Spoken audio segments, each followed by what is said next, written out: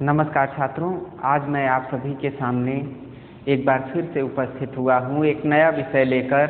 सबसे पहले मैं आपको बता दूं कि आज मैं आपको क्या पढ़ाने वाला हूँ। तो जो भी ये मैं सेकेंड सेमेस्टर के छात्र हैं, उनका जो चतुर्थ प्रश्न पत्र है भारतीय साहित्य का स्वरूप, उसमें एक भाग आता है उपन्यास। उपन्यासों के भाग में आपको 3 उपन्यास पढ़ने हैं। एक गोरा उपन्यास जो रविंद्रनाथ ठाकुर का है, संस्कार युवा अनंतमूर्ति का है, और इसके बाद कुर्तुअल एंड हैदर के उपन्यास का अध्ययन, आप आग का दरिया का अध्ययन आपको करना है।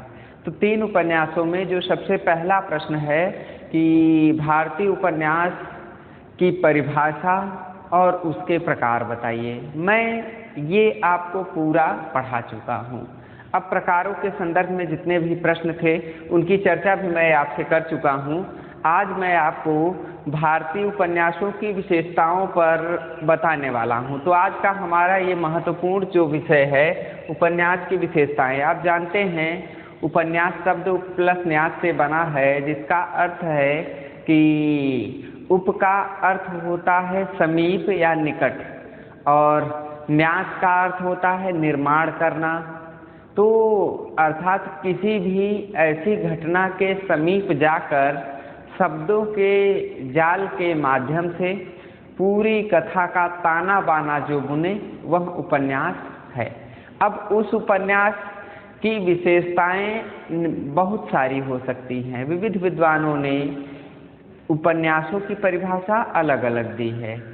मुंशी प्रेमचंद जी ने भी कई उपन्यास बताए हैं, जैसे आत्मपरक, विश्लेषणात्मक, मनोविश्लेषणात्मक, मनोवैज्ञानिक शैली के आधार पर लिखे गए उपन्यास। इस तरह सामाजिक उपन्यास, राजनीतिक उपन्यास, उन पर मैंने आपसे पहले भी थोड़ी चर्चा की थी। आज मैं आपसे उपन्यास की विशेषताओं पर चर्चा करने वाला हूँ कि उपन्यास जो होते हैं वो किसी भी व्यक्ति के और पूरे समाज के सच्चे मार्गदर्शक होते हैं। और ये उपन्यास तत्कालीन समय की राजनीतिक, आर्थिक, सामाजिक, सांस्कृतिक चित्रण का यथार्थ हमारे सामने प्रस्तुत करते हैं। इन उपन्यासों की निम्नलिखित विशेषताएं पाई जाती हैं। उपन्यास की पहली विशेषता जो है वह क्या है? संपूर्ण जीवन की व्याख्या प्रस्तुत करना। उपन्यास में जीवन के किसी विशेष अंश का चित्रण न होकर जीवन का विस्तृत वर्णन किया जाता है। अब वह जीवन कैसा हो? उदाहरण के रूप में यदि हम मुंशी प्रेमचंद जी के गोदान उपन्यास का उदाहरण दें, तो गोदान उपन्यास में होरी जब से पैदा होता है तब से लेकर आज तक की यथार्थ स्थिति का विस्तार से वर्णन किया गया है। होरी जो है वह जब से होश संभालता है तब से लेकर अंतिम अर्थात उसकी मृत्यु तक की घटनाओं का वर्णन गोदान उपन्यास में किया गया है। अब होरी के जीवन के साथ कौन कौन सी घटनाएं जुड़ती हैं? जैसे होरी की पत्नी धनिया है, फिर होरी का जो लड़का है गोबर है, और उसके गोबर के प्रेम प्रसंग की कथा झुनिया के साथ, फिर विवाह, फिर इसके बाद होरी के पुत्र गोबर का शहर जाना, शहर से वापस आना, फिर गांव के समस्त क्रियाकलापों का अंकन जो है उसमें भी अब होरी के एक पक्ष अर्थात उसके परिवार की 2 लड़कियों सोना और रूपा का भी चित्रण जुड़ा हुआ है। और फिर इसके बाद होरी जहाँ जाता है, राय साहब जो जमींदार भी हैं, जमींदार का होरी से कैसा संबंध है, और जमींदार के जितने मित्र हैं उनका व्यवहार होरी के साथ कैसा है, वो होरी को किस रूप में देखते हैं, उसका भी चित्रण इस उपन्यास में किया गया है। अर्थात तत्कालीन समय में एक किसान का संपूर्ण जीवन कैसा हो सकता है, उसकी व्याख्या गोदान उपन्यास में हम आसानी से प्राप्त करते हैं। तो वो जो व्याख्या है वो संपूर्ण जीवन की व्याख्या है, जीवन के किसी विशेष अंश की व्याख्या नहीं है। अब अगर जैसे हम आकलन करने चलें तो आकलन करने पर हमें ये बात प्राप्त होती है कि हम कहानी में किसी विशेष अंश को पाते हैं जिसे पढ़कर पाठक के एक चरित्र का विकास होता है, चौमुखी विकास नहीं होता है। उसमें समस्त बातें नहीं पाई जाती हैं, केवल एक बात आती है। जैसे मान लीजिए प्रेमचंद की ही कहानी को हम मंत्र लें तो वहाँ से डॉक्टर चड्ढा और उस झाड़ फूक वाले बाबा जी के जीवन के एक विशेष अंश का चित्रण किया गया है। उससे हमें यह शिक्षा प्राप्त होती है कि कोई भी व्यक्ति कितना भी बड़ा हो जाए लेकिन अहंकार नहीं करना चाहिए। केवल इतनी सी बात मिलती है कि हमें अहंकारी नहीं होना चाहिए। लेकिन उपन्यास जो है हमें जीवन जीने की कला सिखाता है कि जब बालक पैदा हुआ तो पैदा होने से लेकर किस तरह से उसका विकास होता गया और वह किस तरह से समाज में अपनी अलग पहचान बनाने में सफल रहा।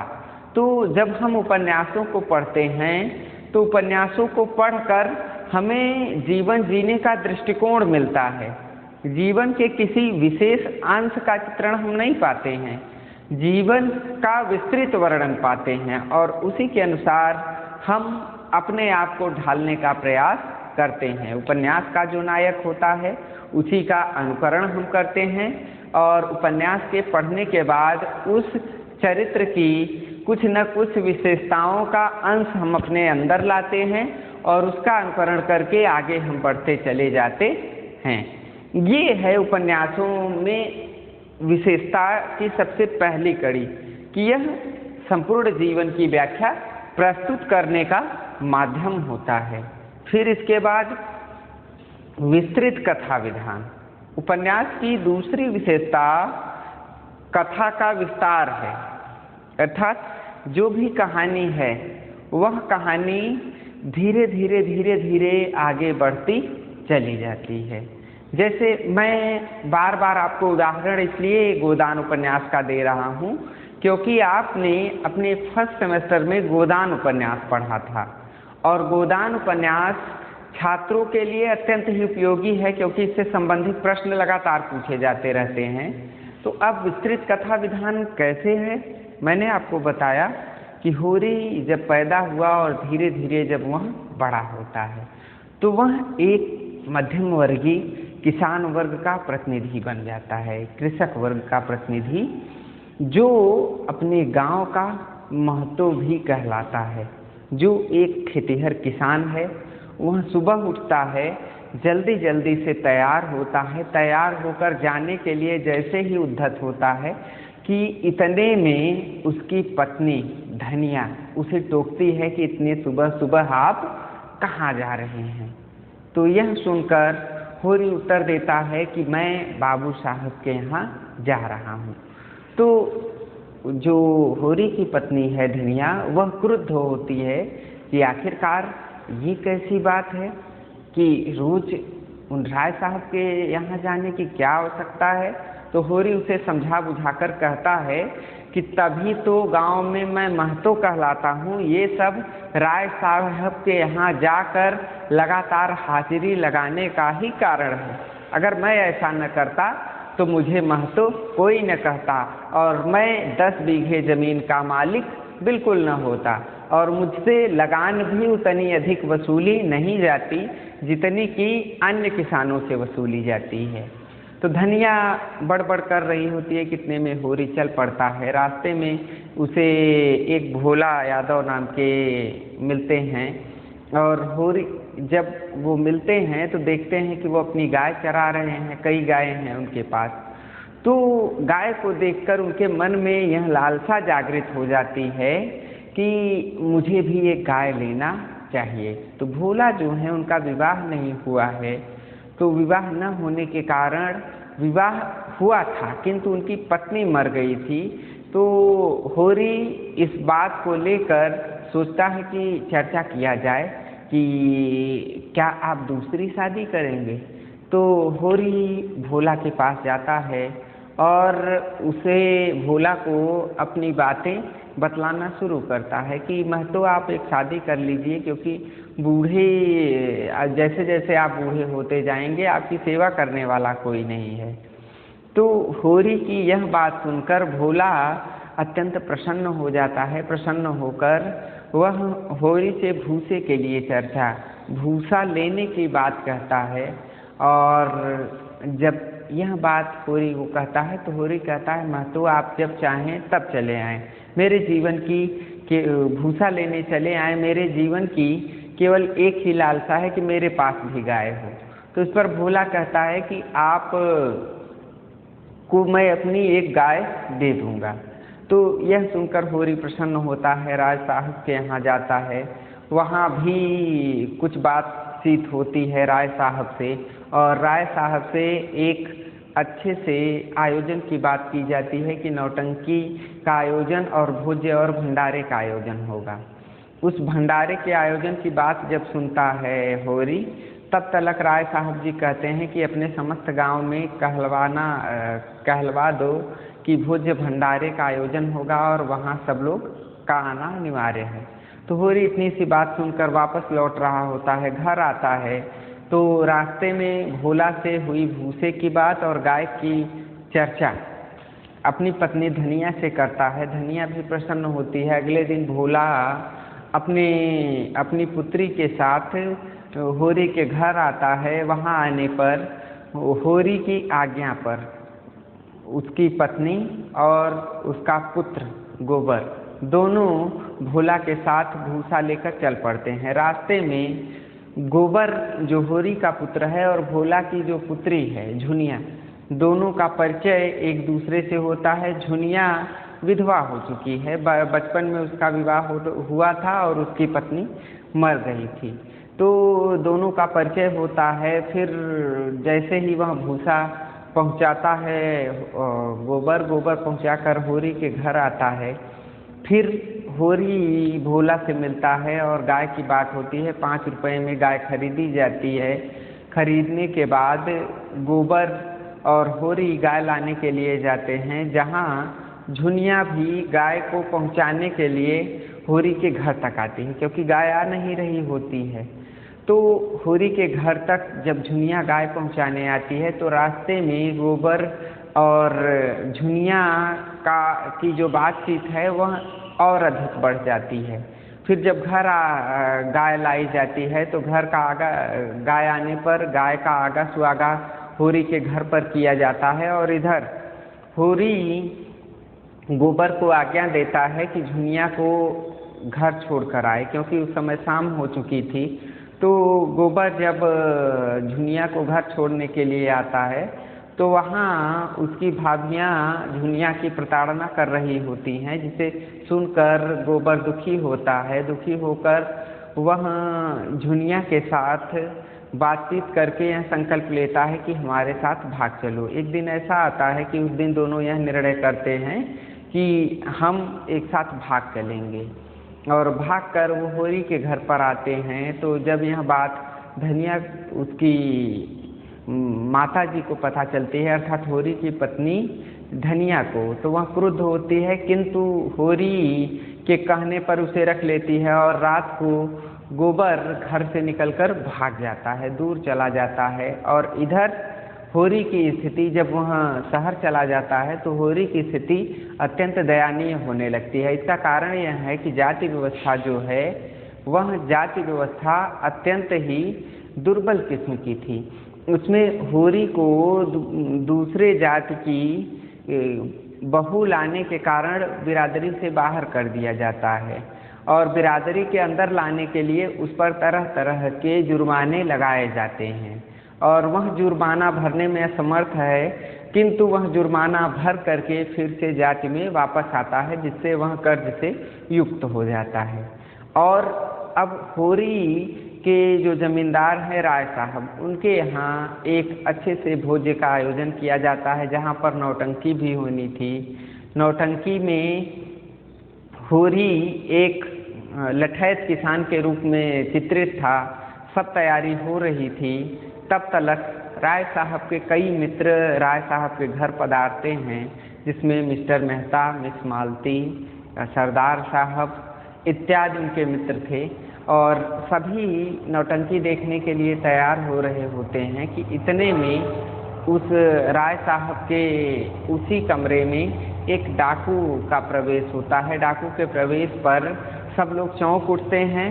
फिर वह डाकू राय साहब को, मिस मालती को पकड़ करके तरह तरह से प्रताड़ित करने लगता है, जिसे देखकर सब अवाक से रह जाते हैं। किंतु होरी तब तक पीछे से पहुंचता है, उस डाकू की पगड़ी उतारता है और उसे नीचे ढकेल देता है, जिससे हम देखते हैं कि होरी वीर भी है, ढकेल देता है। ढकेलने पर पता चलता है कि वह जो डकैत बना हुआ था वह राय साहब के मित्र ही थे, जो मिस्टर मेहता, मिस मालती और राय साहब और उनके अन्य मित्रों को डरा रहे थे। फिर नौटंकी होती है, पूरी रात अच्छे से जलसा चलता है। जलसा चलने के बाद अब यहाँ जलसा चलने के बाद राय साहब के मित्र जो हैं वो जंगल में जाकर शिकार खेलते हैं, जहाँ तरह तरह के जानवर मिलते हैं, किंतु कोई भी शिकार नहीं कर पाता है। और शिकार के दौरान 3 टोलियाँ बांटी जाती हैं, एक राय साहब और उनके मित्र, दूसरे मिस्टर मेहता और मिस मालती, तीसरे डॉक्टर साहब और अन्य मित्र।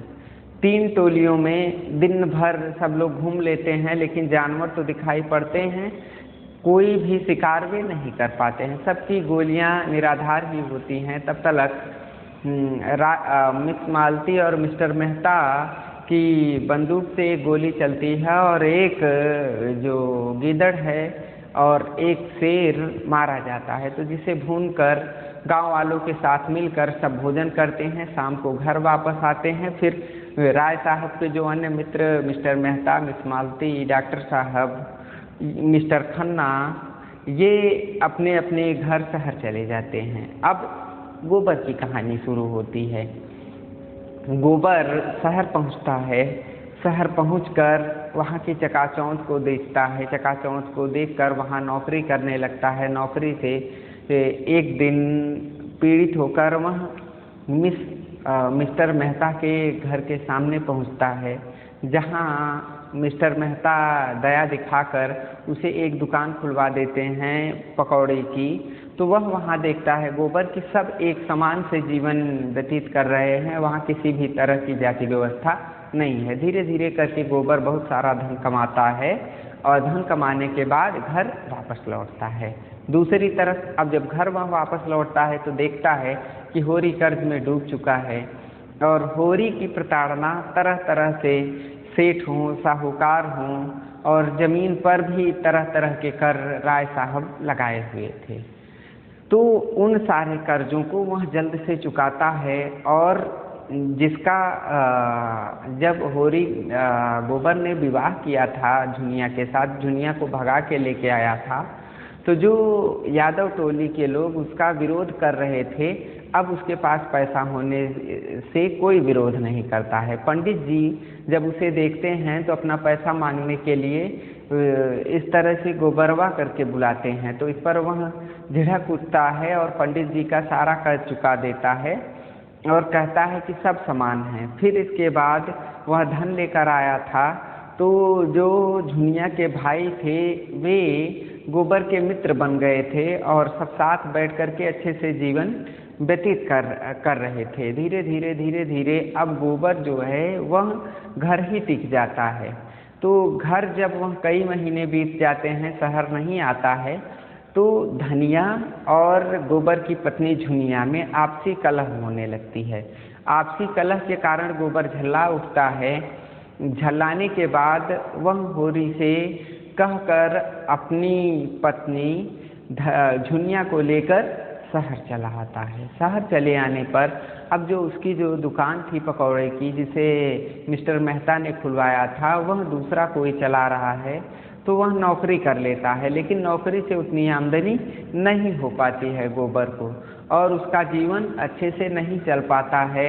इतने में झुनिया जो है उसे प्रसव आ जाता है, उसके गर्भ आ जाता है। गर्भ के बाद प्रसव की पीड़ा होने लगती है। लेकिन गोबर के पास कुछ पैसा नहीं होता है। वह मिस मालती जो राय साहब के यहाँ मित्र थी, मिस मालती के घर के सामने पहुँचता है। वह अत्यंत उसकी पत्नी झुनिया करा रही होती है, तो मिस मालती देखती हैं तो उसे घर में लाती हैं और उसकी देखभाल करती हैं। देखभाल करने के बाद उसे गोबर को अपने यहाँ नौकरी देती हैं। लेकिन अब भी गोबर की दशा दुर्दशा है। अब जो झुनिया है, झुनिया गोबर से उस तरह से लगाव नहीं रखती है, क्योंकि उसका पुत्र जब प्रसव पीड़ा हो रही थी उसके पास पैसे नहीं थे, और उस पीड़ा के बाद भी पैसे न होने के कारण भी आपसी कलह गोबर और झुनिया में होने लगती है। एक दिन ऐसा आता है कि उनके पास खाने के लिए कुछ नहीं बचता है, तो वो शहर से गोबर अपनी पत्नी झुनिया को लेकर गांव आ जाता है। गांव की ये स्थिति, गांव में जब आता है तो यहाँ होरी अच्छे से जीवन जो व्यतीत कर रहा होता है। पुत्र और वधू के आने पर अत्यंत दुखी होता है। अब पुत्र का जो बेटा पैदा हुआ है वह अत्यंत ही दुर्बल है, जिसे देखकर धनिया होरी की पत्नी अत्यंत दुखी होती है। दुखी होने के बाद वह गोबर और झुनिया को तरह तरह की उलाहनाएँ देती है। उलाहनाएँ देने के बाद अच्छे से उस बच्चे का पालन पोषण करने लगती है। अब गोबर जो पहली बार शहर से कमा कर आया था, तो वह तरह तरह से जो बड़ी बड़ी बातें किया करता था, अब वह भी शांत है और पिता के काम में, होरी के काम में अपने हाथ बटाता है। हाथ बटाकर सारे कार्य निष्पन्न करता है। अपनी पहली बहन सोना का भी वह विवाह करता है घर पर ही मजदूरी करके, और रूपा का भी विवाह वहाँ करता है। इसके अलावा जो गाय का चित्रण है कि उधर जो गाय आई थी शुरुआत में, उस गाय को होरी का भाई हीरा जो है, जिसे रात गाय आई थी उसी रात उसे जहर खिलाकर मार डालता है। पुलिस आती है लेकिन हीरा भाग जाता है, होरी का भाई। और भागने के बाद पुलिस को जब यह सूचना मिलती है कि होरी के भाई ने ही इस गाय को मारा है, तो वह उसकी पत्नी को पकड़कर जेल में डालने लगता है। किंतु होरी कर्ज लेकर अपनी पत्नी को भी बचाने का, अपने भाई की पत्नी को भी बचाता है। कहता है क्योंकि हमारी भी कुछ मर्यादा है, मर्याद है, भाई नहीं है तो वह हमारे घर की लक्ष्मी है, मालिक तो मैं हूँ, मैं बड़ा हूँ। अतः वह मर्यादा का पालन करते हुए अपने भाई हीरा की पत्नी को भी बचाता है। तो हीरा की पत्नी के बचाने पर और गोबर के आ जाने पर वह जो स्थिति है, गोबर के आने के कुछ दिन बाद हीरा भी आता है, होरी से माफ़ी मांगता है, पूरा जीवन अच्छे से चलने लगता है। और एक दिन ऐसी स्थिति आती है कि होरी अपने पुत्र गोबर के साथ खेत में कार्य कर रहा होता है कि तभी उसे अचानक चक्कर सा आ जाता है। चक्कर आने पर वह जमीन पर लेट जाता है और लेटने के बाद सभी गांव के लोग एकत्रित होते हैं।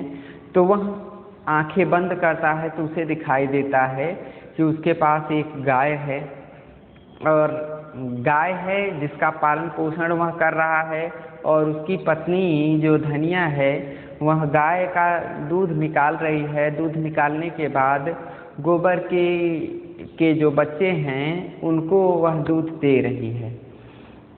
तब तलक यह सूचना गांव में पता चलती है तो धनिया और झुनिया दौड़े दौड़े आते हैं। तभी पीछे से कोई आवाज़ लाता है कि भौजी गौदान करो, अब भाई नहीं रहेंगे। तो यह देखकर अत्यंत ही धनिया को क्रोध आता है और वह होरी को एक बिस्तर खटिया लाया जाता है। खटिया पर लिटा करके उसे घर ले जाया जाता है, जहाँ पर पंडित दाता दीन गोदान लेने के लिए पहुँचते हैं। तो जब धनिया घर में जाती है तो देखती है कि गाय तो है नहीं, उसके घर में जमा पूंजी 2 रुपया है। तो वह 2 रुपया लेकर आती है और पंडित जी से कहती है कि गोदान करिए। पंडित जी गोदान कहते हैं कि 2 रुपये में गाय नहीं आएगी। तो धनिया तेवर दिखाती है कि अब शुरू से लेकर अंतोगत्वा आप ऐसा कह रहे हैं, तो पंडित जी भी 2 रुपए में ही गोदान करवा देते हैं और धीरे धीरे होरी के सामने पुरानी सभी बातें याद आने लगती हैं और उसकी मृत्यु हो जाती है। यह जो कहानी है, मृत्यु जब हो जाती है तो सब अत्यंत दुखी हो उठते हैं, चारों तरफ रोने की आवाज़ आने लगती है। यह जो कहानी है यह विस्तृत कथा विधान की परिचायक है। मैंने आपको होरी की जो कहानी बताई गोदान उपन्यास में, होरी की जो जीवन गाथा थी, होरी से ही जुड़कर सभी चित्रण धीरे धीरे कहानी में विकसित हुए हैं और होरी की मृत्यु के बाद वे सभी कहानियाँ समाप्त हो गई हैं। तो उपन्यास जो होता है वह विस्तृत कथा विधान को लेकर आगे बढ़ रहा होता है। उसमें किसी विशिष्ट अंग का चित्रण नहीं होता है, उसमें विस्तृत कथा विधान की बात की गई होती है। अब अगली जो विशेषता है उपन्यास की वह क्या है? पात्रों के चरित्र चित्रण की विशालता।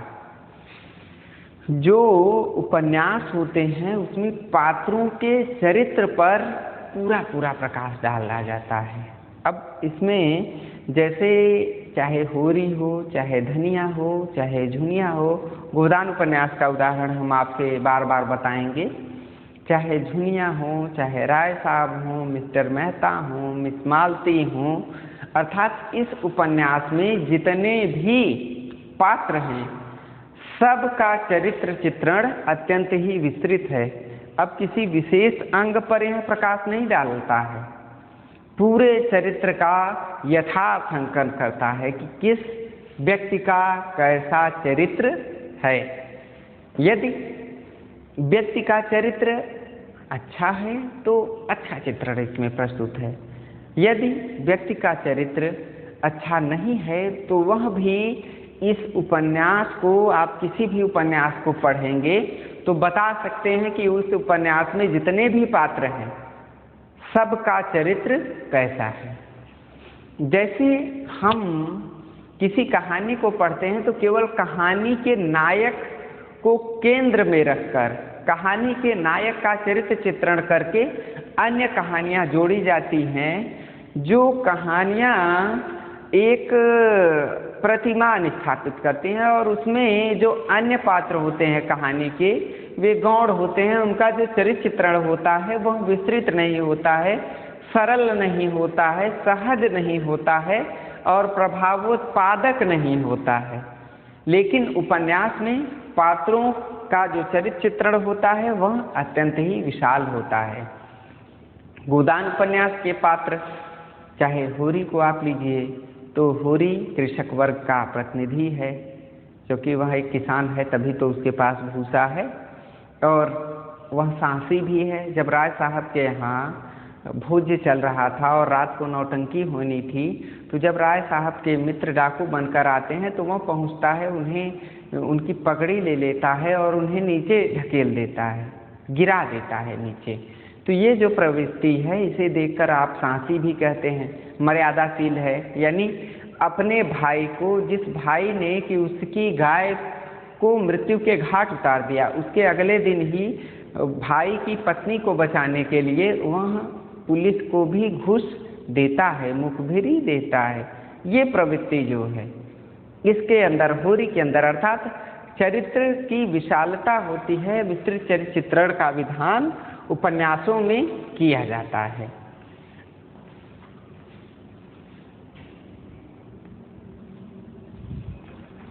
अब इसके बाद सफल संवाद योजना।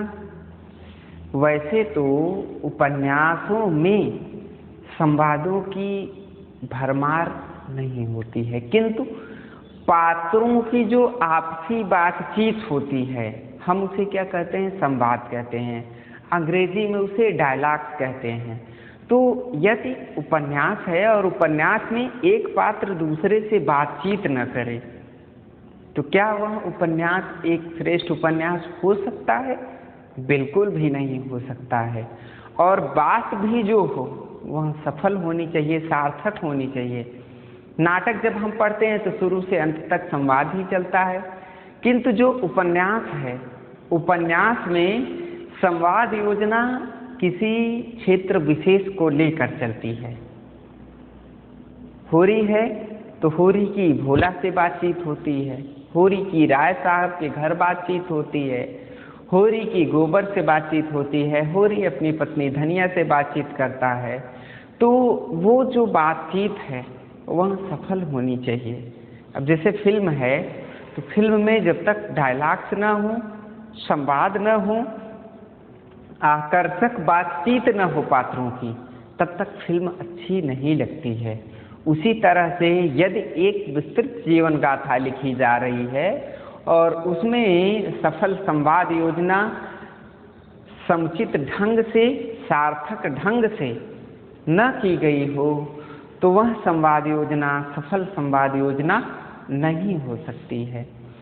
सफल संवाद योजना ही उपन्यास की सार्थकता और निरर्थकता को आगे बढ़ाने का कार्य करती है। इस तरह से सफल संवाद योजना भी उपन्यास के विकास में अत्यंत ही अग्रणी, सहायक और उपन्यास की सफलता असफलता को निर्धारित करती है। अगली जो विशेषता है वह क्या है? सफल उद्देश्य की प्राप्ति में सहायक।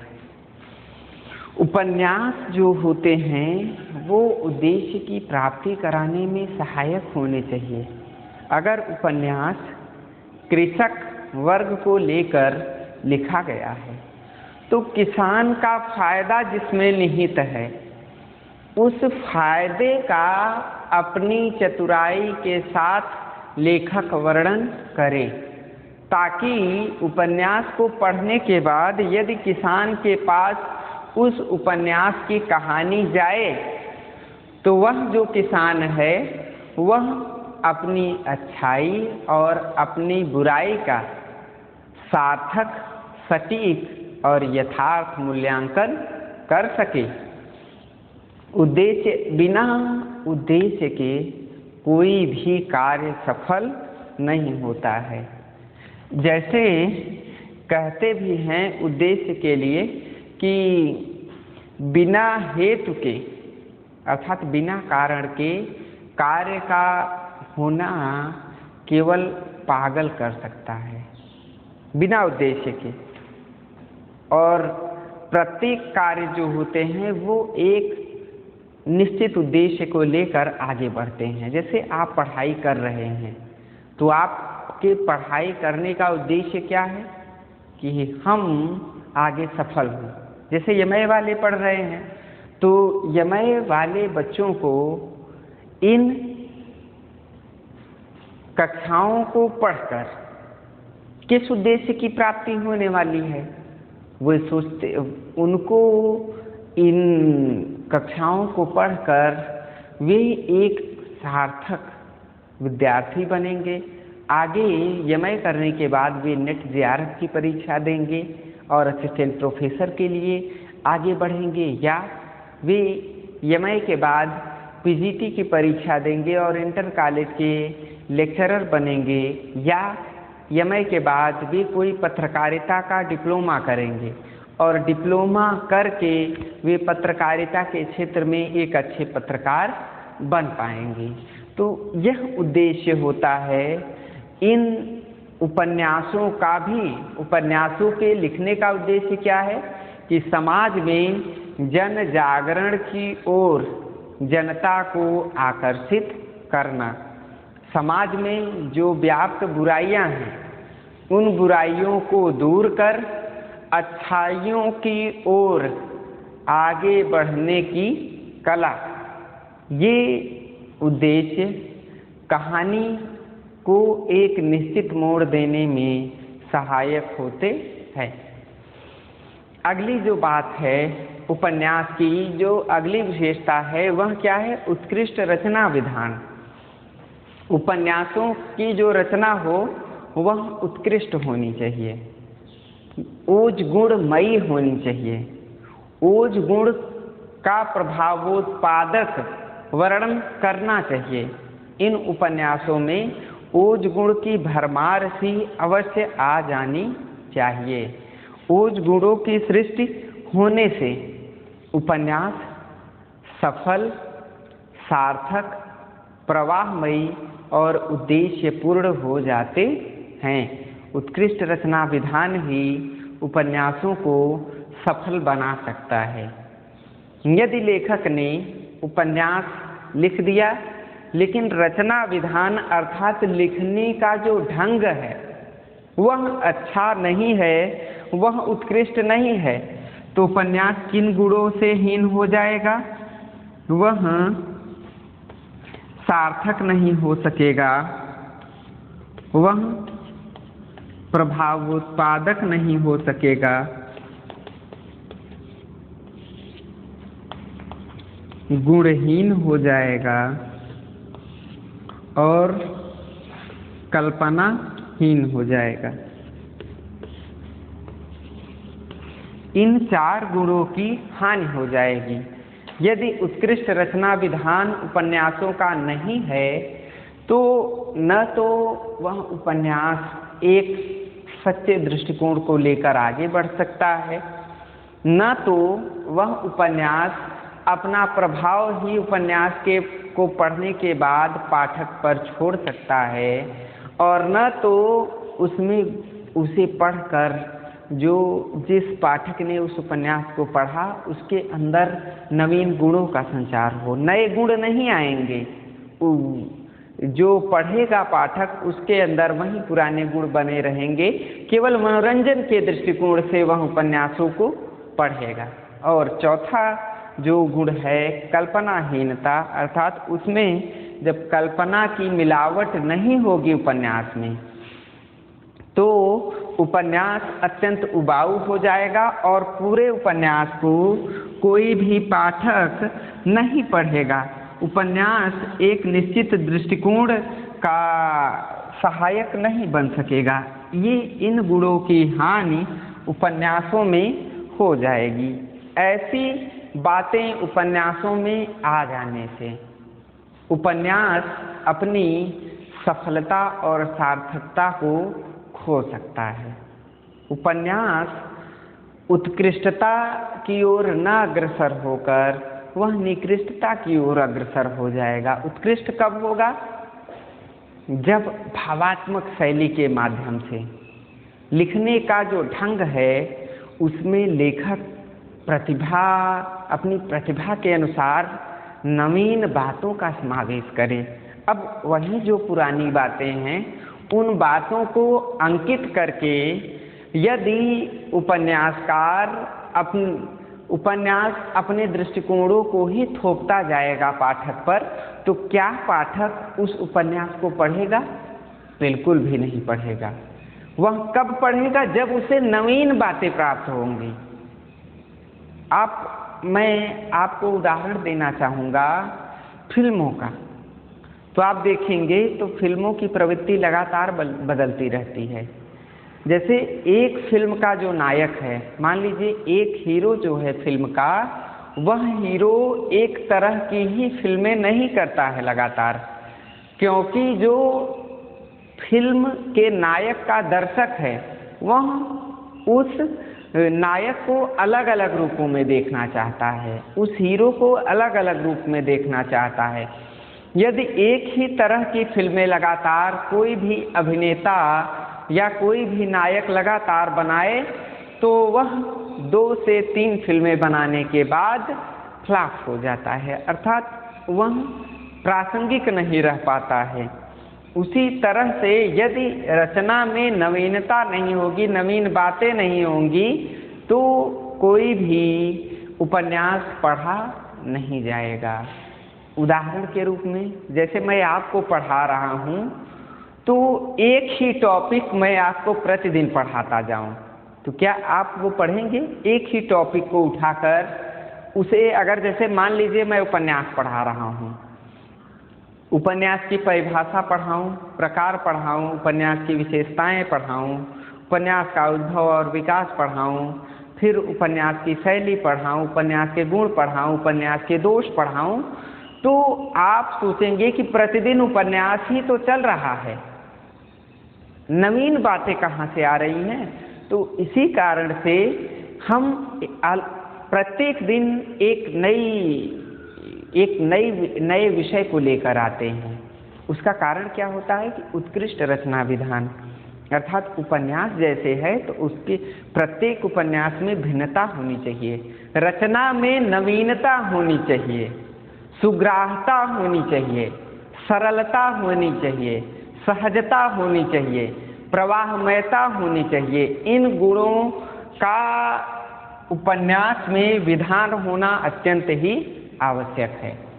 फिर इसके बाद उपन्यास की अगली विशेषता है भावों का सफल संयोजन, अर्थात जो उपन्यास लिखे गए हों उसमें भावों का सफलता के साथ चित्रण हो, ऐसी भावनाओं को लेकर उपन्यास लिखे गए हों जो पाठक को सीधे सीधे उपन्यास के भावों से जोड़ें।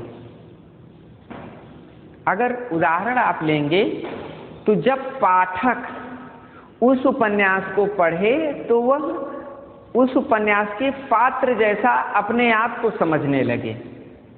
जैसे राम के चरित्र पर यदि हम उपन्यास लिख रहे हैं तो जो पाठक हो वह राम के दुख में दुखी हो जाए, भावना से परिपूर्ण हो जाए। राम दुखी हों, अश्रु बहा रहे हों तो पाठक के नेत्रों से भी आंसू जब बहने लगें तब समझिए कि वह उपन्यास जो राम पर लिखा जा रहा है वह अत्यंत ही सफल है। साधारणीकरण करने वाला होना चाहिए। भावों का अर्थात जो भाव और विचार हो उपन्यासों के पात्रों के, वह विचार और भाव पाठक से एकदम जुड़ जाने चाहिए।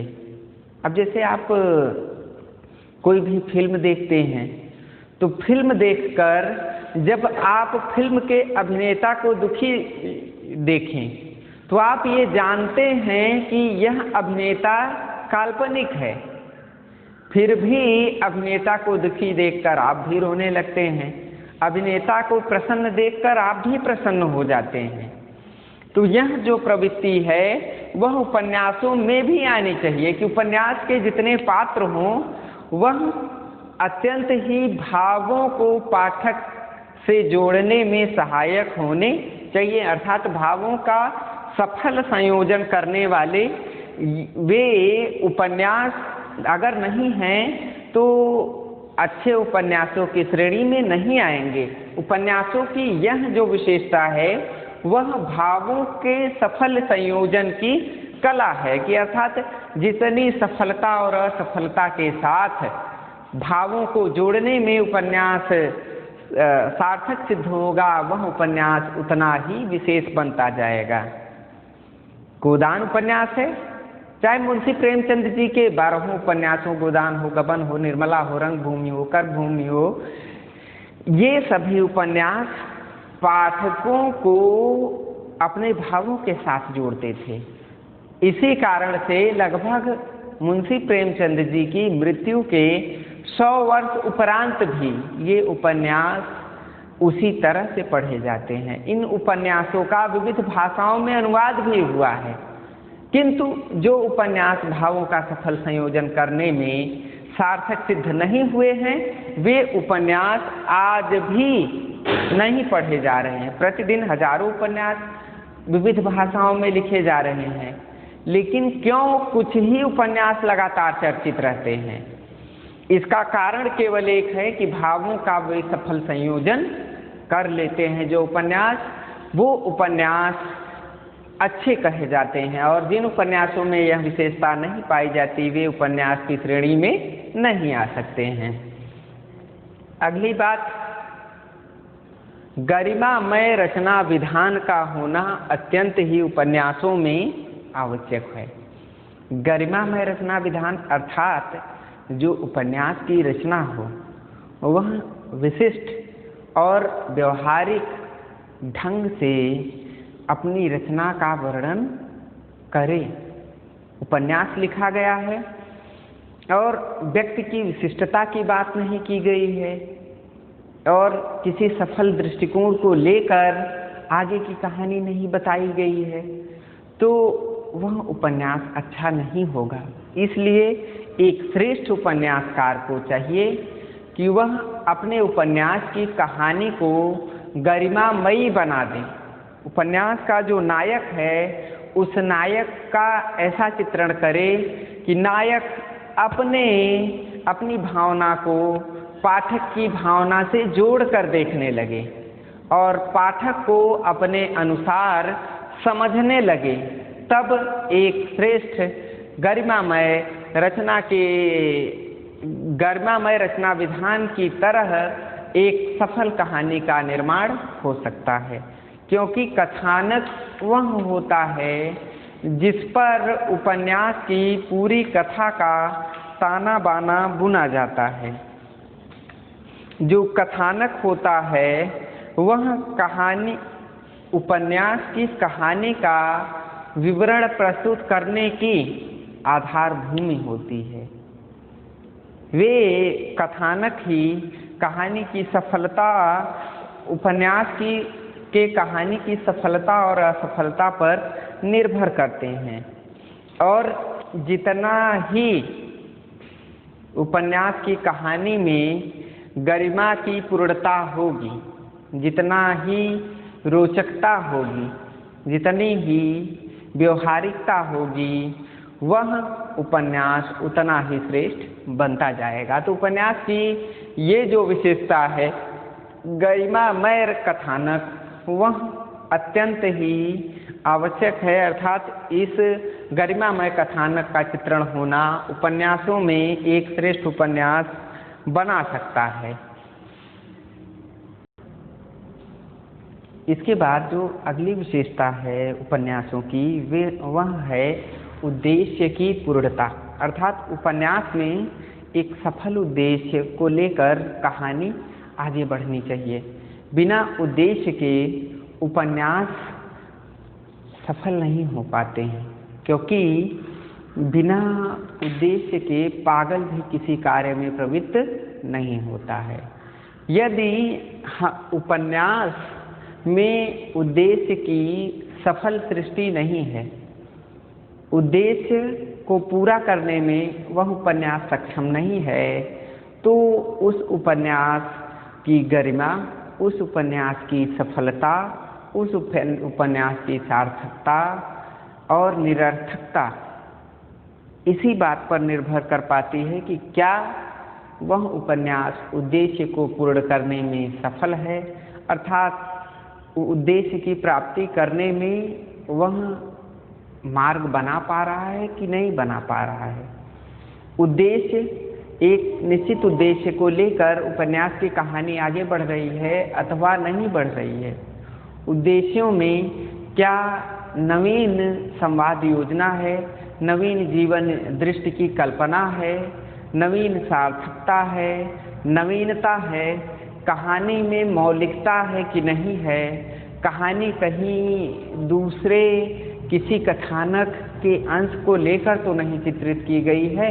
यदि इन गुणों का समावेश उपन्यास में नहीं है तो वे उपन्यास एक श्रेष्ठ उद्देश्य की प्राप्ति कराने में सार्थक नहीं सिद्ध होते। अतः उपन्यास की अगली विशेषता है कि उद्देश्य की पूर्ति करने में उपन्यास सहायक होने चाहिए।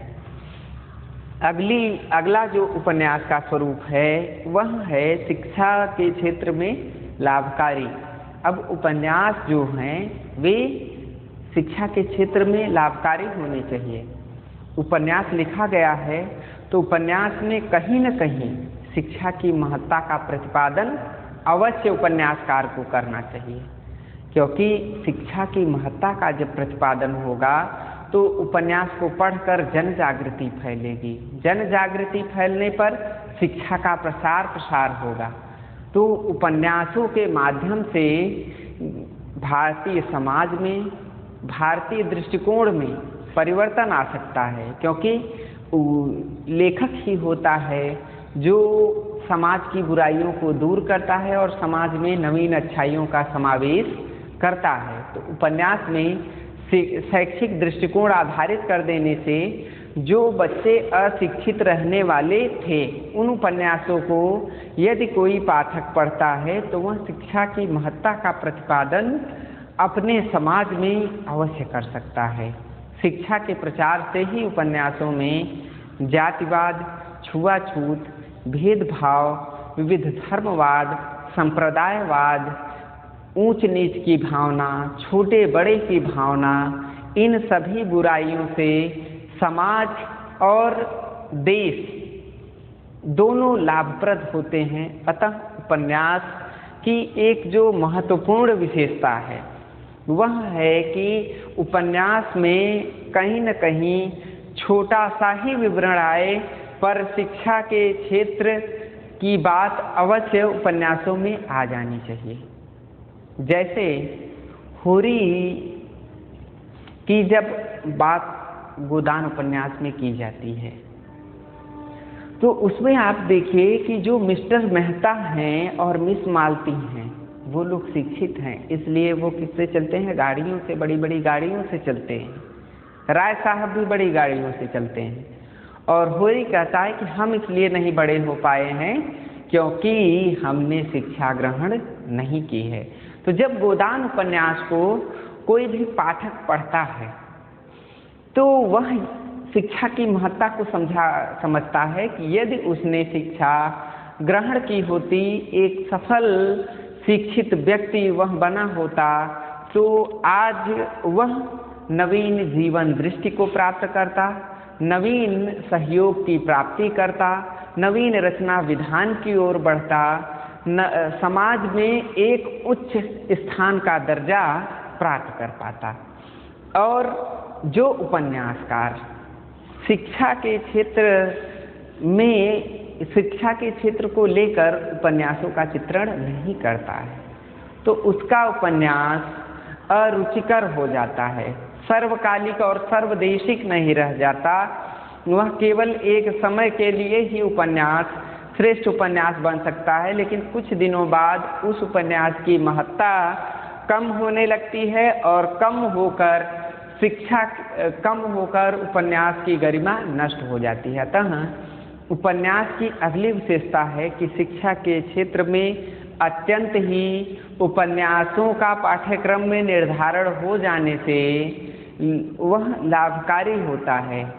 छात्र को वह एक नवीन दृष्टिकोण देता है जिसके अनुसार उपन्यासों की कहानी पढ़कर छात्र उन उपन्यासों से लाभ की प्राप्ति करता है और वह अपने जीवन जीने की कला उपन्यासों को पढ़कर सीखता है और सीखकर उसका अनुकरण करता है और जो उपन्यास का पात्र उसे अच्छा लगता है, जिस पात्र को वह अपना आदर्श मानता है, उसी तरह का वह जीवन व्यतीत करने की ओर सफल संयोजन कर पाता है। अतः छात्रों, आप जानते हैं कि उपन्यास के क्षेत्र में उपन्यास की निम्न 11 जो विशेषताएं हैं वे अत्यंत ही शिक्षा के क्षेत्र में लाभकारी होने वाली हैं। और आपके पाठ्यक्रम में भी यदि पूछा जाता है कि उपन्यास की विशेषताएं बताइए तो आप इन 10-11 बिंदुओं के अंतर्गत उसका उत्तर अच्छे से दे सकते हैं। कभी कभी ये पूछ लेता है कि उपन्यास संपूर्ण जीवन की व्याख्या प्रस्तुत करता है, समझाइए। तो आप समझा सकते हैं, जितनी भी हेडिंग हैं ये भी प्रश्न बनते हैं कि उक्त उपन्यास की गरिमा कैसी है, विस्तार से समझाइए। तो आशा है कि आप इस वीडियो के बाद इस गरिमा का अच्छे से उपन्यासों की गरिमा का और उपन्यासों की विशेषता पर जो भी बनने वाले प्रश्न हैं उनका आप उत्तर दे पाएंगे। और आज के वीडियो में आपके लिए केवल इतना ही। अगले वीडियो में जब हम मिलेंगे तो अगले विषय पर चर्चा करेंगे। तब तक के लिए धन्यवाद। घर पर रहिए, प्रसन्न रहिए। नमस्कार।